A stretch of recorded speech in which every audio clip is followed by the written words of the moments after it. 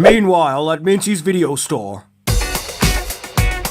Ah yes, there's nothing like visiting your own video store. Well, this time there's a particular movie I'm after. The kick-ass, action-packed, angry romp Last Boy Scout.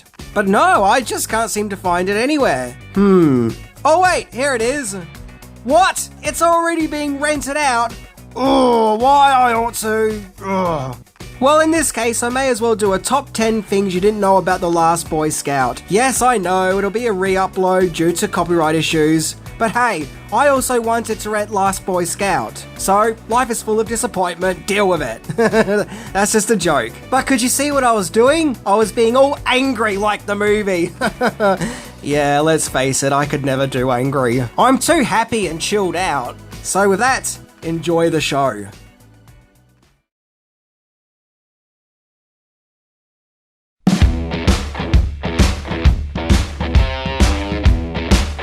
Time to get the adrenaline pumping and the testosterone boiling, as today we are looking into The Last Boy Scout. Badass action-packed buddy movie from 1991, yeah! When down on his luck and self-loathing private investigator Joe Hallenbach is assigned to protect nightclub dancer Corey, played by Halle Berry, his paths cross with disgraced former quarterback Jimmy Dix, played by Damon Wayans. After Corey is brutally murdered, the unlikely duo have to reluctantly work together in order to solve the murder, where they find themselves in an explosive game of cat and mouse with some pretty nasty guys who are seriously really mean in this angry and energetic, enjoyable action spectacle. Yeah! Bring it on! Well, it's time to solve a murder and stop bad guys while being angry and bitter about it, as we explore 10 things that you didn't know about The Last Boy Scout. So, let's check it out. I always say that.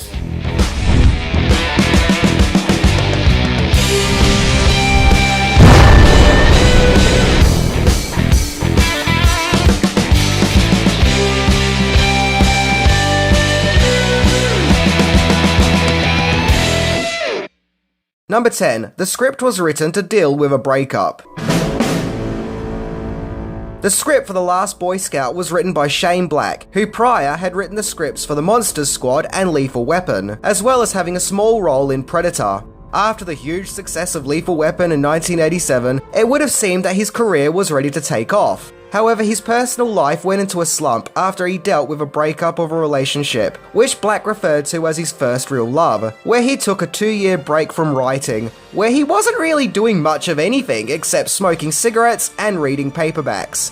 Finally, Shane decided to take all his hurt and emotion that he was feeling and channeling it into writing a script, where he would write the script for what would become The Last Boy Scout, an angry private eye story, which deals with loss and retribution. This explains why Bruce Willis's Joe character is an angry, bitter cop going for a breakup. And I wish I didn't still love my wife. No, life sucks. In fact, if the Joe character is a reflection of Shane Black at that time, I wonder if that explains his last name, Hallenbach, because it kind of sounds like Hellenbach, as in, due to his previous trauma, Shane Black had been to Hellenbach. I don't know, that's just a theory. Furthermore, most of the characters in The Last Boy Scout are pretty angry and unlikable. Black actually found the writing process of The Last Boy Scout to be a very positive one, describing it as one of his best experiences, with his focus being better than ever, and that while writing the script, he could go days without speaking, calling the process of writing this movie as, quote, cathartic. So it's pretty cool that Shane Black could take all that hurt and pain that he was going through at the time and channel it into creativity. Number 9. The script was sold for a record price. There was something of a bidding war taking place with Shane Black's The Last Boy Scout script. Once again, probably because Black had previously written Lethal Weapon, which was a huge hit, and everyone was probably looking for the next Lethal Weapon. Finally, the Geffen Company, along with Warner Brothers, won the bidding war and obtained the script for a whopping $1.75 million, which no doubt resulted in a very happy Shane Black. At the time, the Geffen Company already had several popular movies to their name, including Risky Business, After Hours, The Little Shop of Horrors, and Beetlejuice. And The Last Boy Scout was no doubt the company's entry into the new explosive action genre, which was popular at the time thanks to movies like the as mentioned Lethal Weapon and Die Hard. As for the $1.75 million fee for the script, well, Roger Ebert himself would go on to call this transaction as a set record for its purchasing price. Number 8. Then another studio offered even more money. So although the $1.75 million was a huge fee for its time, if you can believe it, Shane Black could have received an even higher payment for his Last Boy Scout script. According to 80skids.com, independent film company, Carolco Pictures, was so determined to buy the script, they offered Black an insane $2.25 million for the script, which would have been unprecedented for back then. At the time, Carolco were at the height of their powers, having previously produced Total Recall, as well as the then upcoming huge juggernaut Terminator 2 Judgment Day. But you see, here's the thing, part of Black's deal with Geffen and Warner Brothers meant that he would also be working with producer Joel Silver again, after having previously worked with the producer on Lethal Weapon. So it seems that Black chose loyalty over money, and chose to stay with the producer that he had already previously worked with. However, several years later, Black would get paid $4 million for his Long Kiss Goodnight script, which once again was an insane amount of money for its time. Wow, these studios just can't seem to get enough of Shane Black's scripts. Number 7. The original title was very familiar.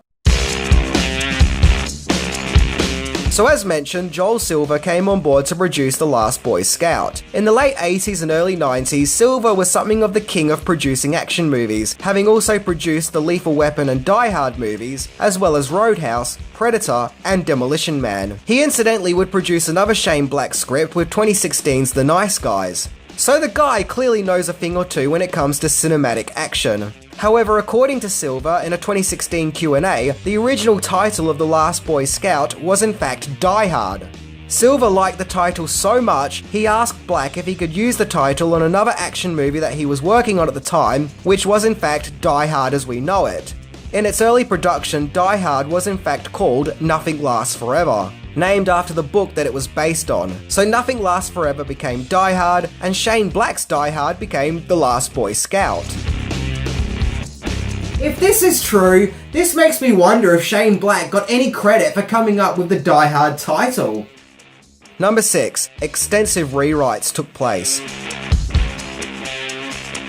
Tony Scott was hired to be the director of The Last Boy Scout. Scott had already proven that he had an eye for action, having previously directed Top Gun, Beverly Hills Cop, and Days of Thunder, and so he would have been a wise choice. Despite the fact that The Last Boy Scout script was sold for a ridiculously large fee for its time, it didn't stop an insane amount of rewrites from taking place. The biggest cause for the rewrites was Bruce Willis, who the studio really wanted to cast in the film. But Willis wasn't too enthusiastic. He found certain elements of the script to be too similar to Die Hard, which he had just done. So Black had to make multiple changes to the script in order to mix it up and to make it bigger with more spectacular action in an attempt to outdo the as mentioned Die Hard, along with the ending being completely rewritten. The original script was also a lot more brutal than the final film, where there was even a subplot where Joe's wife gets kidnapped with the threat of her being forced into snuff movies. Willis didn't like this plot, as going back to Die Hard, he claimed that saving his on-screen wife was something that he had previously done in that movie. But then again, there are also other claims that that subplot was removed in order to get the movie past censors. According to Wikipedia, yes, I do like that page, both Tony Scott and Shane Black agreed that the original script was way better than what was seen in the final film. Number 5. Clashing egos. The filming process was a grueling 90 days, and by reports, filming this movie was anything but a pleasant experience. There were supposedly constant arguments taking place between Bruce Willis, Tony Scott, and Joel Silver, as well as talks that Willis and his co-star Damon Wayans really disliked each other and often clashed during the filming. Joel Silver in particular was apparently kind of insane while filming The Last Boy Scout, with him being described as, quote, insane with long horrible fits of sanity. Word has it that when it came to Last Boy Scout, he was controlling in every aspect of the film, and just sort of went crazy. Once again, this is all supposedly, remember I wasn't there. Another thing that's been attributed to all the hostility and fighting on set is that The Last Boy Scout was filmed at a time when Willis, Silver, and Scott were all at the top of their game and were at the height of their successes, which no doubt fueled all their egos. So they all had their own ideas and thoughts of the movie, and thought that their way was the right way. Still, it's a shame that Bruce Willis and Damon Wayans didn't get along, as they both previously played babies in Look Who's Talking 2, and they seemed to get along in that film. Both Joel Silver and Tony Scott have previously spoken about what a miserable, horrible experience making The Last Boy Scout was. But whenever someone talks about how bad making the movie was, everyone seems to point fingers and blame the other guys for making it miserable, without anyone taking any responsibility. So, in a way, the clashing of egos is still going on, as no one can seem to own their part in it and just blame the other guy. Number 4. Riot on set. So it seemed that not only did the clashing of big-time Hollywood egos plague the set of The Last Boy Scout, but also very pissed off extras. You see, some extras were hired for scenes to be shot at the Los Angeles Coliseum. However, the 100 odd extras were then recalled for a second day of shooting at the location. However, yeah, you know that shit is about to go down whenever I say however. The Last Boy Scouts production then decided to cancel the recall of all these many extras. And what makes matters worse is the extras weren't informed that their services would no longer be required for filming, so these 100 extras turned up to the set expecting to do an extra day's work, only to be told their services won't be required, and to make matters even more hectic, they were also informed that they won't be getting paid for that day's work. So this caused the extras to get angry and surround the set, causing chaos on the set's surrounding barriers, which got so bad, the Riot police were called in to try and stop all the commotion. Yep, just when you think the tension and bad feeling on the set of this movie couldn't get any worse, even the extras were furious and not in the mood for any crap. Number 3. The composer hated the movie. The score for The Last Boy Scout was composed by the legendary Michael Kamen, who, like Joel Silver, was something of a connoisseur when it came to action movies of the late 80s and early 90s, with him composing many of Silver's action classics, including the Die Hard and Lethal Weapon movies. And if IMDb is anything to go by, Michael Kamen also didn't have much love for The Last Boy Scout, as when he was asked to score the movie, he naturally was given a print of the film, of which when he saw it, he really did not like the movie. Nope, not one bit. But he agreed to score The Last Boy Scout thanks to his real-life friendships with producer Joel Silver and Bruce Willis. Despite Kamen not being a fan of this movie, he provides his usual top-quality music, the kind of score he provides that gets you pumped for some kick-ass action. But it also has some slow, emotional tunes too, and it even often has a noir sound about it as well. But seriously, just when you think that behind the scenes couldn't get any wilder, as the cast hated making the movie, the production hated it, the background extras hated it, even the movie's composer hated it. Man, the poor Last Boy Scout really did not have many friends. Number 2. The editing process was a nightmare. So with filming wrapped up, you would think that would be the end of the problems plaguing the production, right? Well, no. Even editing this movie was an unpleasant experience. It is said that when Tony Scott directs a movie, he has an overabundance of film to get through, thanks to excessive filming and filming with multiple cameras.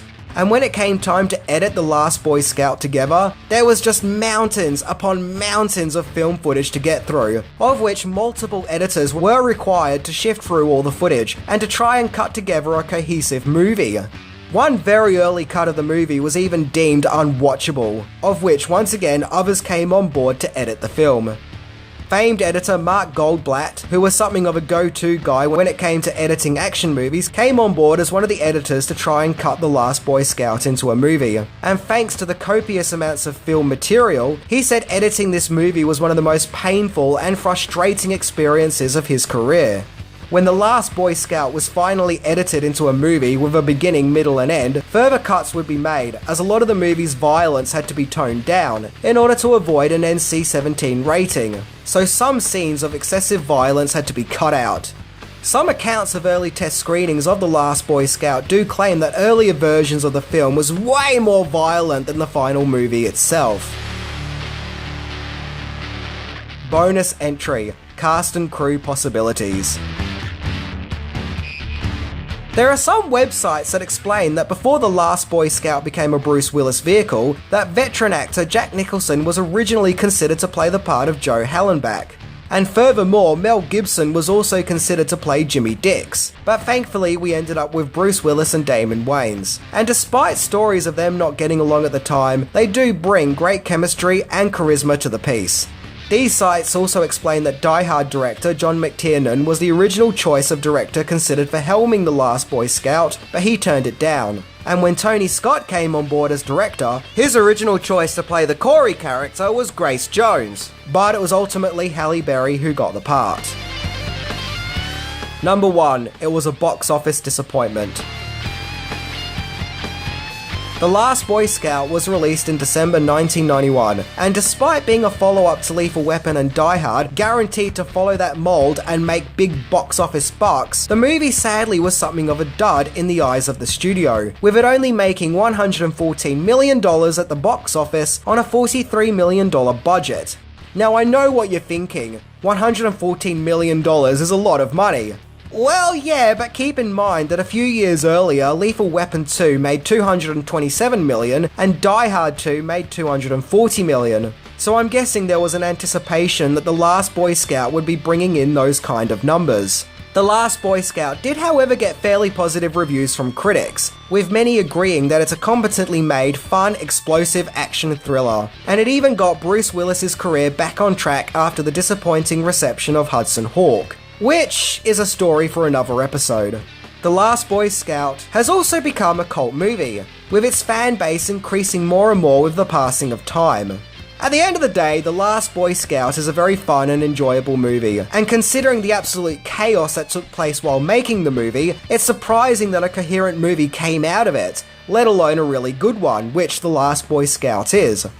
I think The Last Boy Scout does share that top-notch action spectacle quality that you'll get from the as mentioned Lethal Weapon and Die Hard. The only difference is, The Last Boy Scout was something of a slow burner, rather than an instant classic. The one that kind of went rogue and found its own place with fandom in time. So when you think about it, that actually kind of goes with the nature of the movie, and even what led to its creation. It's an unapologetic, no bars hold, rebellious action movie that has a chip on its shoulder, and developed a bad attitude and went in its own direction. But in doing so, it has aged like a fine wine.